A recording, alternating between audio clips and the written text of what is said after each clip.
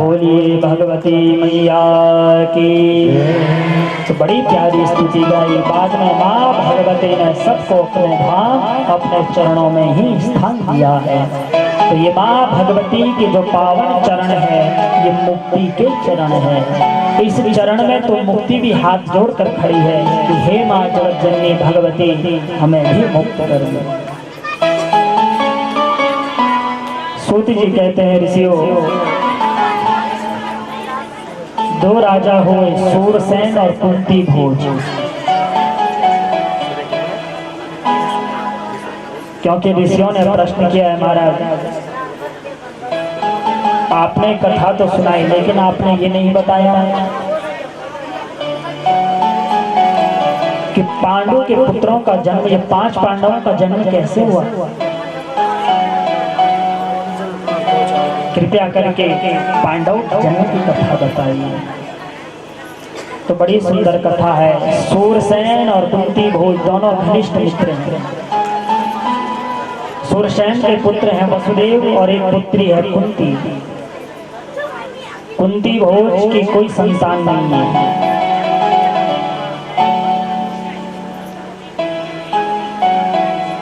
सूरसेन ने विचार किया मेरे मित्र कुंती भोज की कोई नहीं है। तब सूरसेन ने अपनी पुत्री कुंती कुंती भोज को दी, इसीलिए कुंती भोज की पुत्री कुंती कहलाती। कुंती भोज महल में राज कर रहे हैं। कुंती अब धीरे धीरे कन्या का रूप धारण कर दिया। एक बार इनके द्वार पर दुर्वासा मुनि आ गए हैं। कौन से मुनि? दुर्वासा मुनि आए हैं। कुंती ने देखा द्वार पर हमारे पिताजी के द्वार पर दुर्वासा मुनि आए हैं। तुरंत चरण पकड़ लिए, खूब सेवा दुर्वासा मुनि की है। गोस्वामी जी कहते हैं बंद गुरु पद पद्म परागा सूरज सुबास सरस अनुरागा।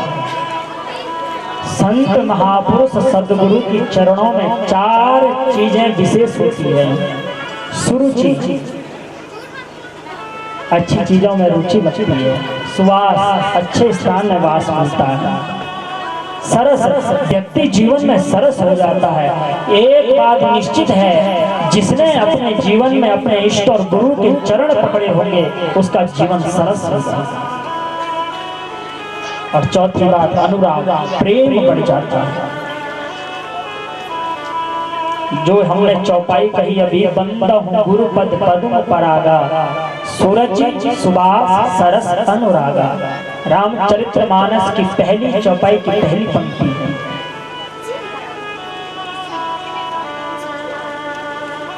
गुरु के चरण में 4 चीजें मिलती हैं।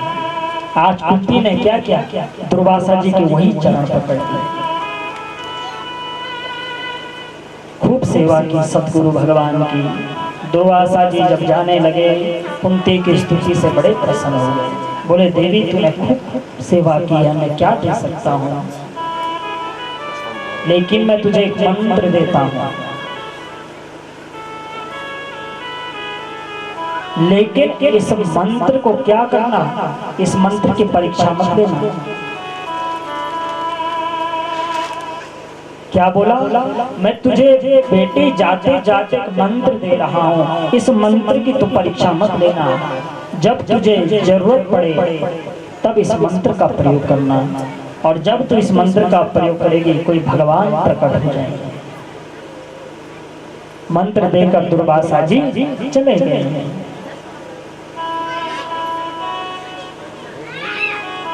दुर्वासा जी तो चले गए। कुंती ने जब वो मंत्र लिया, कुंती के मन में संशय हो गया। अच्छा, ये मंत्र दिया है, सच में मंत्रों में ताकत होती है? ये आप और हम लोग भी क्या करते हैं? विचार कर रहे हैं, हर रोज विचार करते हैं। हमारे आचार्य जन प्रातः काल इतनी सुंदर पूजन करा रहे हैं, कई विचार करते होंगे कि पंडित जी वेद मंत्र बोल रहे हैं, लौकिक मंत्र बोल रहे हैं, क्या इन मंत्रों में ताकत है? बिल्कुल ताकत होती है।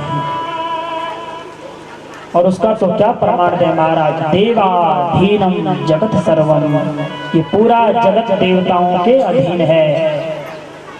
मंत्राधीनम च देवता, वो देवता मंत्रों के अधीन हैं। ते मंत्रा ब्राह्मणाधीनम, वो मंत्र ब्राह्मणों के अधीन है। इसीलिए तस्मात् ब्राह्मण देवता, ब्राह्मण देवता है महाराज। इसीलिए हमारे आचार्य मंडली के लिए जोरदार ताली बजाओ एक बार आप लोग सही। आगे की मैया तो चुपचाप बैठ गई। आपको अच्छी नहीं लग रही आचार्य जी की पूजा? देखिए हमारा स्वभाव है थोड़ा हास्य परिहास करने का, नहीं तो कथा तो महाराज गूढ़ रहस्य इतने भरे पड़े हैं कि बड़ा कठिन हो जाता है। लेकिन शास्त्र स्वयं कहते हैं हास्य परिहास होना चाहिए, लेकिन फिर सावधान किया है व्यासपीठ को, मर्यादा में रहकर हास्य परिहास किया जाए। तो कुंती मैया ने उस मंत्र की क्या की परीक्षा ली। कुंती मैया ने जैसे मंत्र को बोला तो मंत्र को बोलते ही सूर्य भगवान प्रकट हो गए। बोली सूर्य भगवान की। सूर्य भगवान प्रकट हुए, बोले कुंती तुमने मुझे पुकारा है, बोलो क्या चाहते। कुंती एक तो कन्या है, घबरा गई। बोले सूर्य भगवान हमें कुछ नहीं चाहिए, मैं तो मंत्र की परीक्षा ले रही हूं। सूर्य भगवान ने कुंती को कहा तुम जानती हो जो मंत्र तुमने बोला है इस मंत्र का अर्थ है मुझे पुत्र चाहिए, इसीलिए तुमने मंत्र बोल दिया, तुम्हें पुत्र मिलकर रहेगा। छोटी सी कुंती कन्या रूप में है, रोने लगी, मुझ पर कलंक लग जाएगा, मैं तो कन्या हूँ, इस पुत्र को लेकर कहाँ जाऊंगा। सूर्य भगवान ने कहा तुम्हारा कन्यत्व नष्ट नहीं होगा, तुम कन्या ही रहोगी, लेकिन मैं कुछ नहीं कर सकता हूँ, तुमने मंत्र ही ऐसा बोला। दुर्वासा जी ने ये मंत्र इसीलिए दिया था कुंती को, दुर्वासा जी ने कुंती का भविष्य देख लिया था, कुंती का भविष्य अच्छा नहीं था, इसीलिए ये मंत्र दिया। सूर्य भगवान चले गए, छोटा सा शिशु कुंती के हाथों में आ गया, और ये शिशु आप जानते हैं कौन है? कर्ण है। कौन? कर्ण।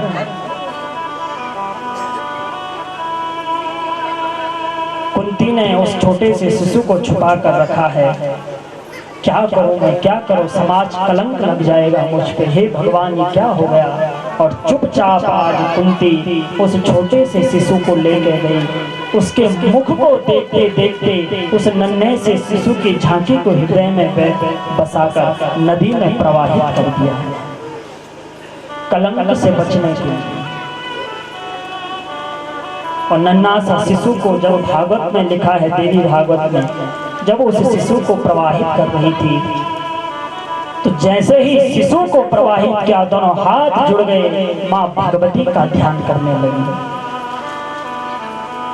और माँ भगवती से यही कहा पातो त्वां सगुणा गुणा भगवती सर्वेश्वरी चांबिका स्तन्यं सैव ददातु विश्वजननी कात्यायनी कामदा। हे मां भगवती कात्यायनी, दृक्षे हम मुख पंकजम, इस नन्हे से बालक का मुख कितना सुंदर है, लेकिन क्या करूं लोक लाज के कारण मैं क्या कर रही हूँ, इस बालक की रक्षा करना। छोड़ दिया बालक को। बालक बहते बहते नदी में एक अधिरथ नामक सूत के घर गया, इसीलिए कर्णों को सूत पुत्र बोला जाता है। अधिरथ की धर्मपत्नी है राधा, राधा ने उसका पालन पोषण किया, इसीलिए कर्ण का एक नाम राधेय हुआ।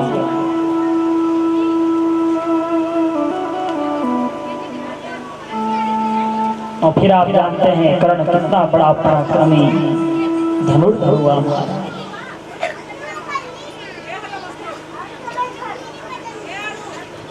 सूत जी कहते हैं ऋषियों, फिर समय आने पर इसी कुंती का विवाह किसके साथ हुआ? पांडु के साथ हुआ। कौन पांडु?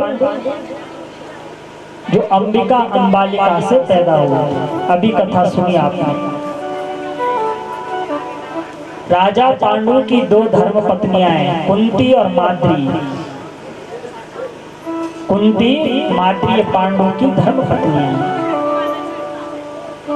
जैसे ही इनके साथ पांडु का विवाह हुआ, राजा पांडु एक बार वन में विचरण कर रहे थे कि एक साधु अपनी धर्म पत्नी के साथ रमण कर रहा था उसी वन में। पांडु को लगा कि कोई हिरण है, हिरण जा रहा है, हिरण रमण कर रहा है। पांडु ने तीर छोड़ दिया, वो तीर जाकर साधु पर लग गया। जैसे ही लगा, साधु प्राणांत होने लगा, मरने लगा।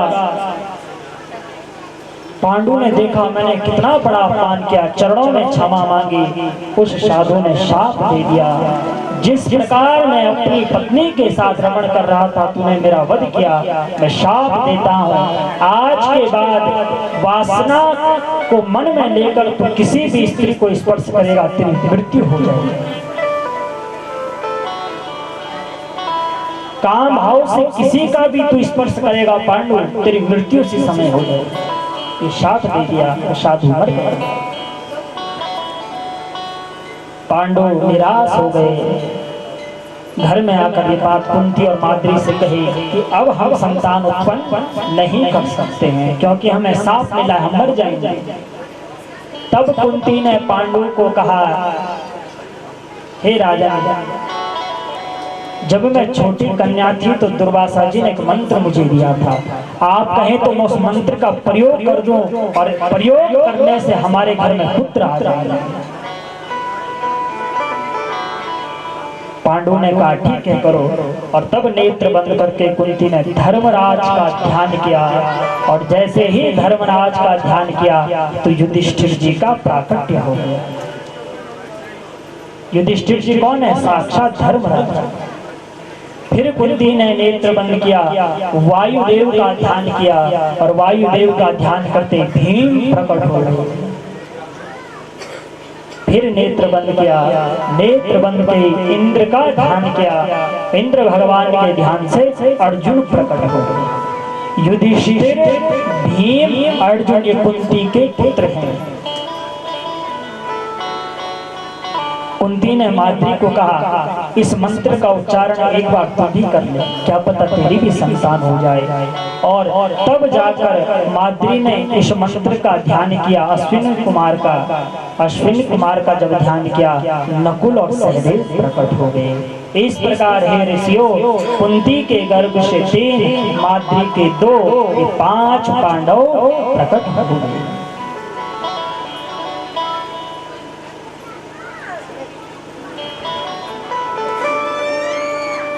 राजा पांडव, कुंती, माद्री और 5 पांडव आराम से रह रहे हैं। एक दिन अचानक पांडु के मन में माद्री को देखकर सौंदर्य जागृत हो गया। कितनी सुंदर माद्री लग रही है। काम भावना से जैसे ही माद्री का स्पर्श किया, पांडु प्राणांत हो गया, मर गए पांडु, क्योंकि शाप मिला था। माद्री ने देखा हमारे पति पांडु जी जो हैं शरीर को छोड़ चुके हैं, मैं क्या करूंगी। अपने दोनों पुत्र नकुल और सहदेव कुंती के हाथों में सौंपकर माद्री भी प्राणांत हो गई। अब एक कुंती विधवा, उसके साथ 5 पांडव। और आप सभी जानते हैं तब एक तरफ कौरव की विशाल सेना रही, इधर कुंती के साथ सिर्फ ये 5 पुत्र हैं, लेकिन इनके साथ भगवान श्री कृष्ण जी खड़े रहे। एक ने अक्षोहिणी सेना मांगी, एक ने श्री कृष्ण को मांगा। फिर आप सभी जानते हैं बड़ा भयंकर युद्ध महाभारत का हुआ, जिसकी चर्चा हमने अभी की है। बोलिए श्रीमद् देवी भागवत महापुराण की। इन्हीं पांडवों के वंश में राजा हुए परीक्षित। कौन? राजा परीक्षित हुए। बड़े धर्मात्मा है राजा परीक्षित। एक बार राजा ने विचार किया कि थोड़ा अपनी राज्य सीमा देखें कि हमारी राज्य सीमा कहाँ तक है। राज्य सीमा देख रहे थे। अचानक भूख लग गई, प्यास लग गई राजा को।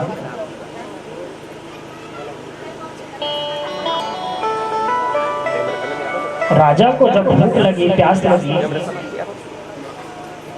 तो सोचा कि सामने समीप मुनि का आश्रम है, जाकर कुछ जलपान ले लूं, फिर आगे अपने राज्य की ओर। लेकिन जैसे ही समीप मुनि के आश्रम में पहुंचे हैं राजा परीक्षित, तो क्या देखा? ध्याने स्थितम मुनि राजा जलम प्रप्रच्छ चाटतः। समीप मुनि तो ध्यान में बैठे हैं। राजा परीक्षित ने कहा हमें जल दो, भूख लगी है। लेकिन राजा समीप तो ध्यान में बैठे हैं। राजा परीक्षित को लगा ये बाबा हमारी सेवा से बचने के लिए ढंग तो नहीं कर रहा है कि राजा आए हैं, कौन जल दें, कौन भोजन बनाए। तो उसकी परीक्षा लेने के लिए परीक्षित ने मृत सर्प को उठाया और समीप मुनि के गले में डाल दिया। ये कथा भागवत में बड़े विस्तार से है, लेकिन देवी भागवत के अनुसार हम आपको सुना रहे हैं। ये दृश्य एक छोटे से बालक ने देख लिया। चक्रवर्ती राजा परीक्षित ने संत का अपमान किया। अरे मरा हुआ सर्प गले में डाल दिया। तुरंत दौड़ा समीप मुनि का पुत्र है, श्रृंगी ऋषि, ब्राह्मण है, कौशिकी नदी में क्रीड़ा कर रहा है, खेल रहा है। श्रृंगी ऋषि को पूरी बात बता दी। अरे उधर राजा ने आपके पिताजी के गले में मृत सर्प डाल दिया, तुम यहाँ खेल रहे हो। जैसे ही पता चला, हाथ में जल ले लिया है, और जल लेते ही श्रृंगी ऋषि ने परीक्षित को बड़ा भयंकर शाप दे डाला। कौन सा शाप? तक्षकः सप्तरात्रेण तम दशेत पापपूरुषम्। हे मूर्ख, जिन संतों की रज चरण तुम्हारे पूर्वज पांडवों ने अपने सर पर रखी, तूने उन्हीं संत का अपमान किया। शाप देता हूं, आज से सप्तम दिवस तक क्या हुआ? तक्षक आकर तुम्हें काटा, मृत्यु हो जाए। बड़ा भयंकर शाप दे डाला। श्रीमद् भागवत में कथा आती है कि जब परीक्षित को शाप लगा तो परीक्षित ने उसी क्षण अपने राज्य, अपने पुत्र को सौंपकर शुकताल के तट पर आ रहे थे।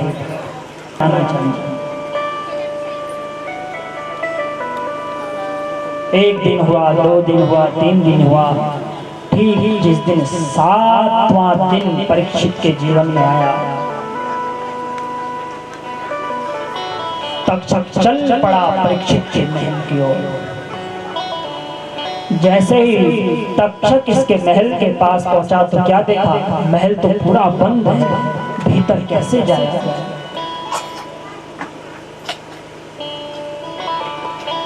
कैसे भीतर प्रवेश करें? देखिए, व्यक्ति मृत्यु से बचने के लिए बहुत उपाय करता है।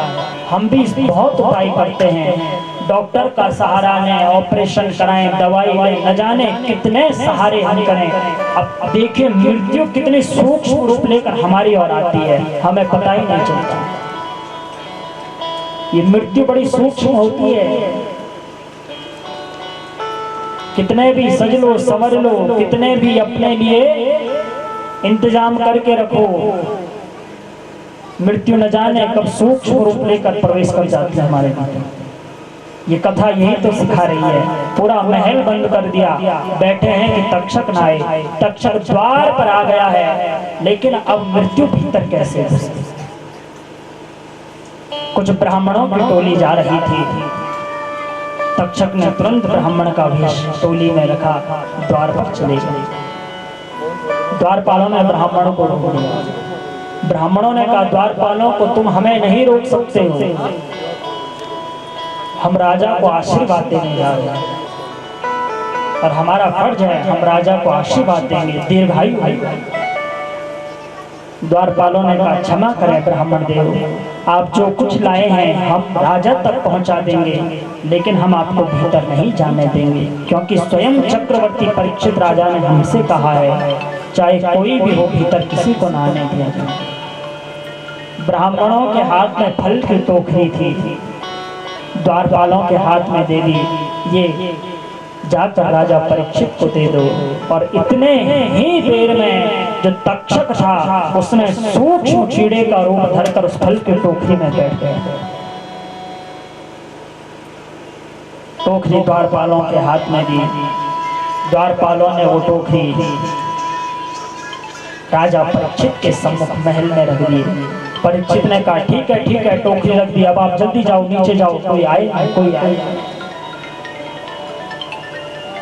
और सूत जी कहते हैं ऋषियों, जैसे ही फल को आज परीक्षित ने उठाया है, फल खाने के लिए फल को काटा है, तो सूक्ष्म कीड़ा था धीरे धीरे विशाल आकार ले लिया और सामने तक्षक प्रकट हो गया। डंस मारकर परीक्षित की अकाल मृत्यु हो गई।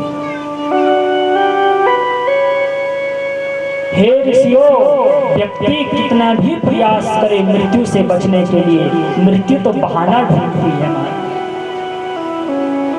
अब यहाँ क्या बहाना हुआ? अरे यदि इस फल में कीड़ा ना होता तो परीक्षित की मृत्यु न होती। और यही स्थिति हमारे समाज में भी है। हम भी समाज में यही कहते हैं, अरे उस व्यक्ति की यदि तबीयत खराब नहीं होती तो मरता ही नहीं, यदि ये व्यक्ति वहां नहीं जाता तो गिरता ही नहीं। ऐसे हम लोग बहाने लगाते हैं, वो बहाने नहीं है, वो मृत्यु तो बहाना खोजती है हमारी। परीक्षित की जब अकाल मृत्यु हुई, परीक्षित के पुत्र हैं कौन? जन्मेजय। जन्मेजय को लगा कि तक्षक नाग ने मेरे पिता को मारा। जन्मेजय ने अपने घर में बहुत बड़ा यज्ञ किया। कौन सा यज्ञ? सर्पों को मारने का यज्ञ। जन्मेजय ने हाथ में जल लिया, जितने भी सर्प जाति थे सबका आह्वान किया, जितने भी सर्प आओ और इस अग्नि में जल जाओ। मेरे पिता को मारा। और मैंने अभी निवेदन किया, मंत्रों में बड़ी ताकत है। जन्मेजय मंत्र पर मंत्र पढ़ रहे हैं, आप कथा पढ़िए। जो सर्प जहां बैठा है उठकर सीधा हवन में आ रहे हैं, अग्नि में गिर रहे हैं, जल रहे हैं। तक्षक घबरा गया, तक्षक दौड़ा दौड़ा इंद्र के आसन के नीचे तक्षक छुप के बैठ गया। लेकिन मंत्र का प्रभाव देखें, मंत्र के प्रभाव से इंद्र का आसन भी डगमगाने लगा। यदि थोड़ी देर और होती तो इंद्र का आसन उसका आ जाता ना। पूरी सर्प जाति जितनी थी हवन कुंड में अग्नि में जलने लगी। आस्तिक मुनि ने विचार किया, जन्मेजय अच्छा कार्य नहीं कर रहे हैं। तुरंत आस्तिक मुनि आए, जन्मेजय के हाथ को पकड़ा, ये अच्छा कार्य नहीं है। तुम्हारे पिताजी को तक्षक ने डसा, वो भी किस लिए? ब्राह्मण का साथ लगा था। तुम सब सर्प को मार रहे हैं, अच्छा नहीं। इसीलिए उस दिन से जो नाग जाति सर्प जाति के लोग हैं, जो सर्पों की जाति है, उन्होंने घोषणा की कि जब कभी भी आस्तिक मुनि का नाम जहां भी आए उनको सर्प का विष नहीं लगता। इसीलिए जो सर्प के विष को आपने देखा होगा, जो मंत्रों के द्वारा हटाते हैं, उसमें भूमिका आस्तिक मुनि की रहती है। क्योंकि इस यज्ञ में रक्षा किसने की है? आस्तिक मुनि ने की।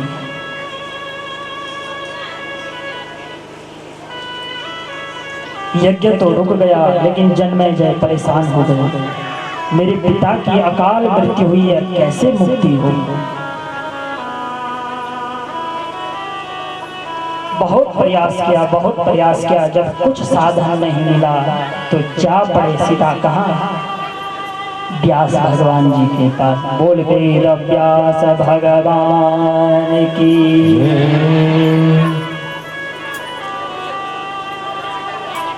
वेद व्यास जी महाराज से कहा,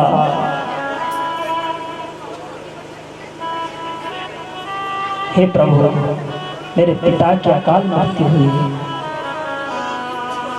मैं किसकी शरण में जाऊं? मैं ऐसा कौन सा उपाय करूं कि मेरा राज्य यश वैभव बना रहे और मेरे जो पिता की अकाल मृत्यु हुई है ये भी मुक्त हो जाए।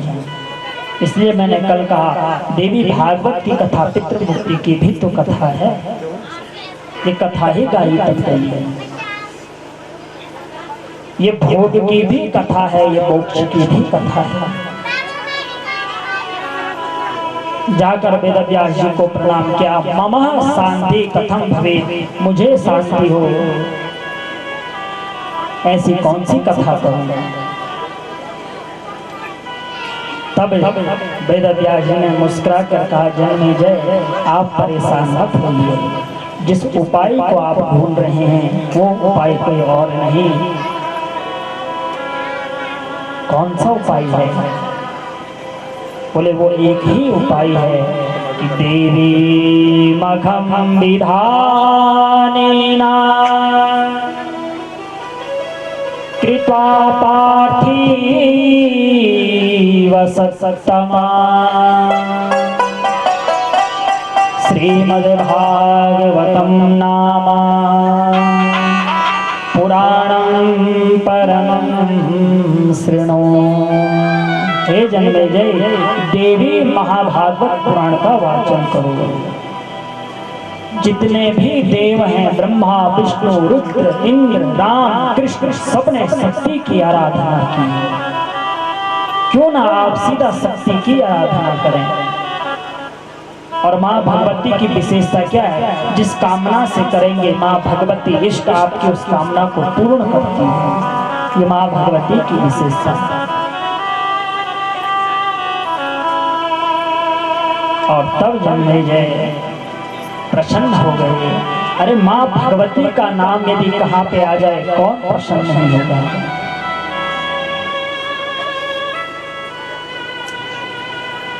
जन्मेजय ने कहा व्यास जी को, व्यास जी महाराज बताइए तो सही वो माँ भगवती कौन है, कैसा स्वरूप है? व्यास जी महाराज ने कहा, हे जन्मेजय, यदि मैं आपको कहूं कि मैं माँ भगवती का गुणानुवाद कर सकता हूं तो इसका तात्पर्य है मैं अभी माँ भगवती को पहचान नहीं पाया। उस माँ पराम्बा का गुणानुवाद कौन कर सकता है?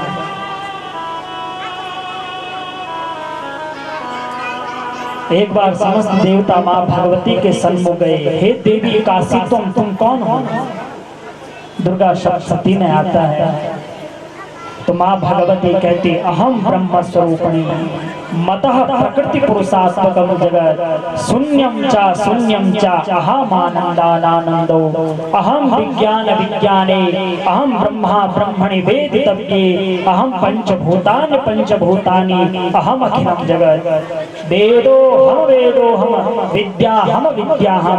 अरे सब चराचर सृष्टि में जो कुछ दिख रहा है सब मैं है।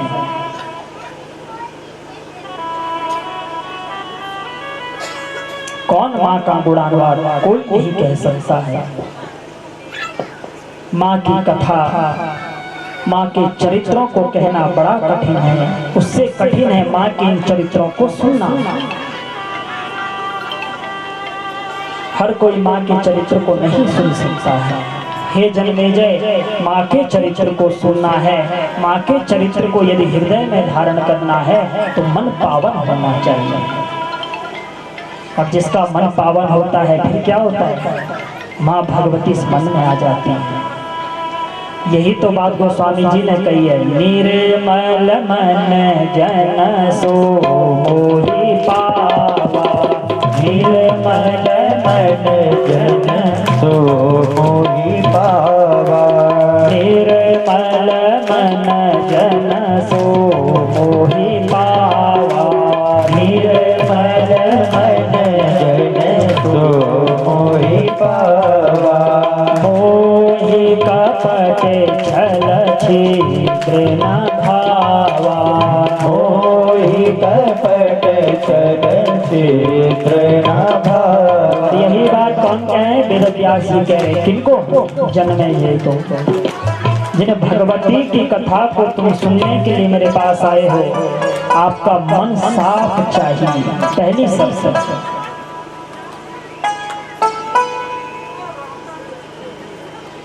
मन में जब भक्ति आएगी तो दुर्गा भी आ जाएगी।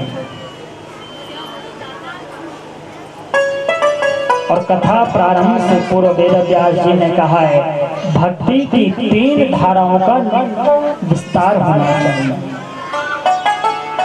भक्ति की 3 धाराएं हैं, ध्यान से सुने। विश्वास, संबंध और समर्पण। यदि आप किसी को अपना मान रहे हैं, माँ भगवती को अपना मान रहे हैं, तो माँ भगवती के प्रति विश्वास होना अति आवश्यक है। ये पहली शर्त भक्ति की।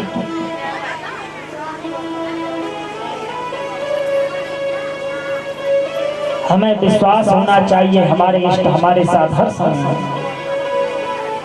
जिस समय महाभारत का युद्ध हुआ, द्रौपदी का चीरहरण हो रहा था। दुशासन द्रौपदी के वस्त्रों को खींच रहा था। द्रौपदी ने कहा, तो क्या मेरे वस्त्र खींचेगा? मेरे 5 पति पांडव बलशाली मेरे पास में, ये मेरी रक्षा करेंगे। आप जानते हैं 5 जुए में हार गए। अरे ये नहीं बचा पाए, भीष्म पितामह मेरी रक्षा करेंगे। लेकिन कैसे रक्षा करते? दुर्योधन का नमक चोखा था। ये द्रोणाचार्य मेरी रक्षा करेंगे। कोई रक्षा नहीं कर पाया। दुशासन द्रौपदी की वस्त्रों को खींच रहा है, साड़ी को खींच रहा है, तुझे मैं नग्न कर दूंगा। उस समय भगवान श्री कृष्ण कहाँ थे? कहीं और नहीं, उसी सभा में थे, लेकिन अदृश्य रूप से थे। भगवान तो ये चाहते थे कि मैं रक्षा करूं, लेकिन कम से कम मुझसे उपेक्षा तो करो आप। रक्षापेक्षा अपेक्षते, आपका इष्ट आपकी रक्षा के लिए हर समय तत्पर है, कम से कम अपने इष्ट के लिए अपेक्षा तो करो। समय समय पर इष्ट का नाम तो लो। आप सोचें कि आप अपने घर में अपने इष्ट को एक धूप न जलाएं और हमारा इष्ट हमें सब कुछ दे दे, असंभव है महाराज। इसीलिए शास्त्रों ने ये विधान बनाया है, समय समय पर घर में 3 वर्ष 5 वर्ष में अपने इष्ट में हरियाली डाली जाए, सुंदर देवी का पाठ कराया जाए, सत्यनारायण की कथा कराई जाए, घर में जन्म दिवस को पंडित को बुलाकर नवग्रह का दान कराया जाए। ये क्यों कहा? इसीलिए इष्ट कृपा परिवार पर बनी रही है। और समाज में दिखा है महाराज, जिसने इष्ट को प्रबल किया है उसका जीवन में कभी अनिष्ट नहीं हुआ है। इष्ट कहते ही उसे हैं जिसकी आराधना से आपके घर परिवार पर अनिष्ट ना आए, वही तो इष्ट है। तो भगवान श्री कृष्ण तो उसी सभा में थे, लेकिन भगवान का एक नियम है, कम से कम अपेक्षा तो करें आप। जब तक द्रौपदी कहती रही मेरे पति मेरी रक्षा करें, भीष्म द्रोणाचार्य मेरी रक्षा करें, भगवान प्रकट नहीं हुए। और जब द्रौपदी ने देखा कि अब कोई मेरा अपना नहीं है, अभी तक द्रौपदी के दोनों हाथ अपने वस्त्र पे थे, बचा रही थी, अब दोनों हाथ ऊपर उठाकर बोले, हे द्वारिकावासिनी कृष्ण कृष्ण कर प्रिया, कन्हैया तुम्हें दिख नहीं रहा तुम्हारी बहन का किस तरह अपमान हो रहा है।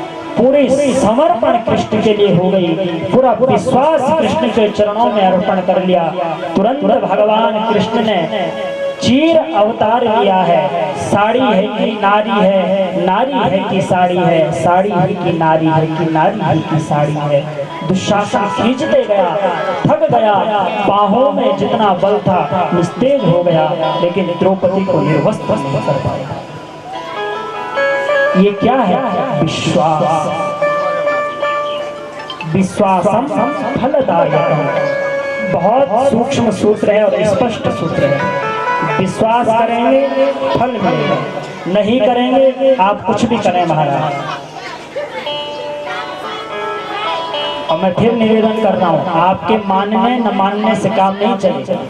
शास्त्र के सिद्धांत अपने रूल पे चलते हैं, तुम्हारे नियम पे नहीं चलते।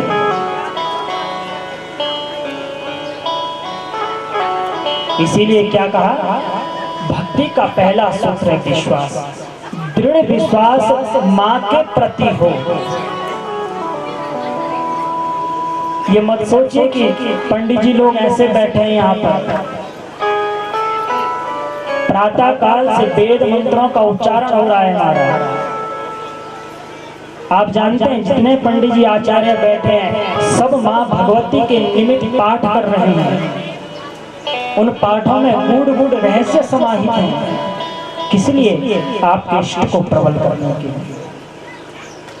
ब्राह्मण तो चाहता ही यही है मेरे यजमान की रक्षा हो। नहीं तो ब्राह्मण किसके लिए कर्म करता है? आपके लिए तो भूखे बैठे महाराज, और किसके लिए बैठे? जब हम इतना कर सकते हैं, आपका भी फर्ज है अपने इष्ट के प्रति दृढ़ विश्वास रखें। और जब आपका अपने इष्ट के प्रति दृढ़ विश्वास हो जाएगा, चाहे दुख है चाहे सुख है, मेरा इष्ट मेरे साथ है, धीरे धीरे संबंध जुड़ने लगेगा। ये भक्ति की दूसरी धारा है। जब तक विश्वास नहीं है किसी पे, तब तक संबंध नहीं बनेगा। मित्रता में भी जब दोनों मित्र आपस में विश्वास पात्र हो जाते हैं तब घनिष्ठ मित्रता होती है, क्योंकि विश्वास है आपका। तो माँ भगवती से जब विश्वास हो जाएगा, इष्टों से विश्वास हो जाएगा, तब संबंध जुड़ने लगेगा। माँ बेटे का संबंध जुड़ने लगेगा। और ये बात ध्यान रखिए, जब आपका विश्वास प्रबल है, माँ के प्रति आपका संबंध भी है, अब आप माँ के प्रति कब समर्पण हो गए आपको भी पता नहीं चलेगा। ये भक्ति की तीन धाराएं हैं, विश्वास, संबंध और समर्पण। और जब तक ये तीन धारा व्यक्ति के भीतर प्रकट न हो, तब तक कहना बड़ा कठिन है महाराज की इष्ट कृपा हो सकती है। मानना तो पड़ेगा ही। इसीलिए सत्संग की बहुत बड़ी भूमिका है। पड़ा रहेगा माल खजाना, छोड़ त्रया सुख जाना है, कर सत्संग अभी से प्यारे, नहीं तो फिर पछताना है। और पहली स्तुति शंकराचार्य जी के मुख से यही निकली है, कौन सी? तुरंत हाथ जोड़कर क्षमापन स्तोत्र जो नमन क्रम का पाठ आप और हम लोग करते हैं, ये शंकराचार्य जी के मुख से निकली है। क्योंकि शक्ति का अपराध किया था और इसी कारण शंकराचार्य जी ने हाथ जोड़कर कहा, नमन मंत्रम नवो यंत्रम तदपि च न जाने स्तुति महो। माँ मैं तेरे मंत्र तंत्र कुछ नहीं जानता हूँ। कुपुत्रो जायेता क्वचिदपि कुमाता न भवति। माँ मैं कुपुत्र हो सकता हूँ तो कुमाता नहीं हो सकता। शंकराचार्य जी ने इतनी सुंदर सुंदर स्तुतियां गाई है महाराज, क्या बोलूं। समझ गए बिना शक्ति के शिव भी शव है। शिव को कौन पूछे महाराज, लेकिन भवानी तत्व पाणी, जब से माँ भगवती ने पाणी ग्रहण संस्कार किया, शंकर भी तीनों लोग पूजनीय। इसीलिए आज की कथा यही संदेश देती है, अपने घर परिवार में मातृ पितृसत्ता का आप सभी लोग सम्मान करें। माँ भगवती के चरणों में आपकी अनन्य भक्ति बनी रहे। और कल की बड़ी सुंदर पावन कथा, थोड़ा संकेत कर दें कल किसकी कथा होगी। कल चतुर्थ स्कंद की कथा श्रीमद् देवी भागवत की, और चतुर्थ स्कंद में श्रीमद् देवी भागवत में कृष्ण जन्म का भी विधान है महाराज।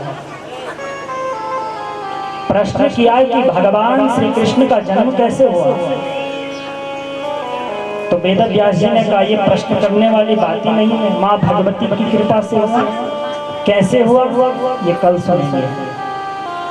माँ भगवती की कृपा से भगवान श्री कृष्ण का जन्म कैसे हुआ। किसने उपासना की। भगवान श्री कृष्ण का जन्म जब हुआ, जन्म होते ही कृष्ण ने माँ भगवती की क्या स्तुति गाई, ये कल की कथा में श्रवण करेंगे। और कल बड़े सुंदर चरित्र हैं। कल ही माँ भगवती राजराजेश्वरी जगत जननी ब्रह्मा विष्णु रुद्र को अपने मणिद्वीप में ले जाकर अपने चरण की नक में ब्रह्मांड का दर्शन कराता है। ये पावन कथा कल आप और हम लोग श्रवण करें। और कल कथा के माध्यम से भगवान कन्हैया का भी जन्म दिवस हम लोग मनाएंगे। तो बड़े सच के आइए, सवर के आइए, इस पावन कथा को और भी पावन बनाइए। कल और भी भक्तजन कथा में आएंगे। इसीलिए पानी पानी सब कहते हैं, गंगा जल की बात कुछ और है। आने को तो सब आएंगे, आपका आना कुछ और है। आप जरूर आइएगा कथा में। पूरे यजमान परिवार की ओर से आप सभी का हार्दिक स्वागत। आइए इस पावन वाणी को आज माँ भगवती के चरणों में मैं अर्पण करते हुए आज की कथा को यहीं पे विराम करता हूँ।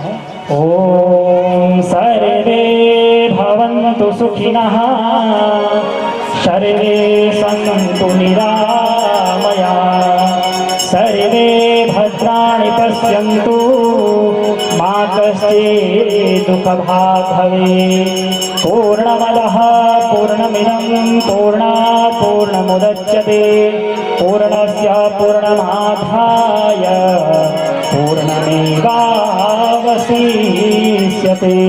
ॐ शान्तिः शान्तिः शान्तिर्भवतु।